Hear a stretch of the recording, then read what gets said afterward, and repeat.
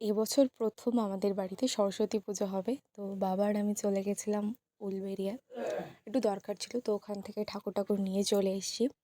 আর আমাদের বাড়িতে এবছর তো দুদিন মানে সরস্বতী পুজো পড়েছে। টাইমিংটা 2 তারিখ থেকে 2 তারিখে বেলা 12টা নাগাদ পড়ে যাচ্ছে, 3 তারিখে ছেড়ে যাবে।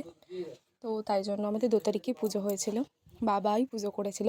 তো সমস্ত কিছু ঠাকুর ঠাকুর মানে সাজিয়ে গুছিয়ে ফল টল কেটে একদম সমস্ত কিছু রেডি করে ফেলেছিলাম।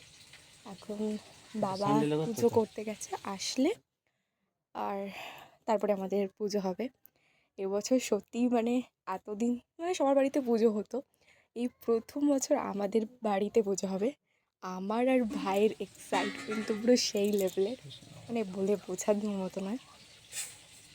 চলো তোমাদেরকে এটা সরস্বতী পুজোর পার্ট 1 ভিডিওটা দেখালাম, এরপর নেক্সট ভিডিও নিয়ে